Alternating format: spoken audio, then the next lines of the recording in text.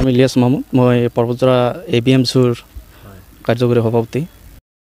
চাওক, কালি আমি নিউজত দেখা পালোঁ তিনিচুকীয়াত এই বজৰং দলৰ কিছুমান উগ্ৰ হিন্দুত্ববাদী লোকে বিনা পাৰ্মিশ্যনত এনেকৈ ৰাজপথত দা কুঠাৰ লৈ যে ৰাজপথত আহিছে, এইটো একেবাৰে নিন্দনীয় কথা। আমি এনেকুৱা কাণ্ডক আমি ধিক্কাৰ দিছোঁ, গৰিহণা দিছোঁ। এইটো আচলতে হৈছে যেহেতু বিজেপি চৰকাৰ, বিজেপি চৰকাৰৰ নেতৃত্বত এনেকুৱা হৈ আছে। বিজেপি চৰকাৰে কোনো ধৰণৰ কঠোৰ ব্যৱস্থা নলোৱাৰ কাৰণে এনেকুৱা ব্যৱস্থা অসমত হৈ আছে, পৰিৱেশ সৃষ্টি হৈ আছে। গতিকে আমি চৰকাৰক আহ্বান জনাইছোঁ, এনেকুৱা যিবিলাক কুকাণ্ড কৰি আছে তেখেতক নাকি লগাওক।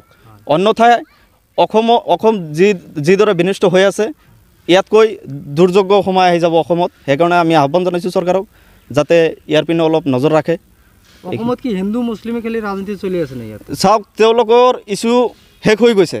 এতিয়া ইছ্যু বাৰে বাৰে এটা ইছ্যু আনি আছে, হিন্দু আৰু মুছলমান। আমি বাৰম্বাৰ কৈ আছোঁ, এইখন অসম শংকৰজনৰ মিলনভূমিৰ দেশ। আমি সকলোৱে মিলাপ্ৰীতিভাৱে আমি বসবাস কৰি থাকিব বিচাৰিছোঁ।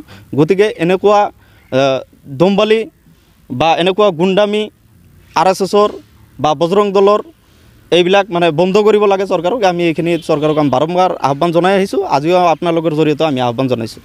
চৰকাৰে কি মানে চৰকাৰে গাফিলতিতে এনেকুৱা কাম চলিছে? হয়, নিশ্চিতভাৱে। চাওক, আজি সত্যৰঞ্জন বৰা বিগত দিনৰ পৰা এনেকুৱা মন্তব্য দি আছে, মুছলমানৰ বিৰুদ্ধে বাৰম্বাৰ ঠায়ে ঠায়ে মন্তব্য দি আহিছে, বহুকেইটাও খালে কেইবা ঠাইত। গতিকে চৰকাৰে কিবা ব্যৱস্থা ল'ব পাৰিলেহেঁতেন।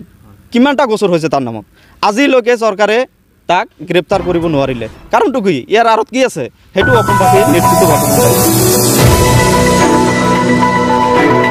চাওক। আমি এটা বস্তু বিচাৰোঁ, আমি যিমান জাতি জনগোষ্ঠী আছোঁ অসমত, আমি সকলোৱে আমি মিলাপ্ৰীতিভাৱে আমি বসবাস কৰিব বিচাৰিছোঁ। To News 24 Bodoland, News 24 Bodoland YouTube channel. Please subscribe and click on bell icon. Thanks.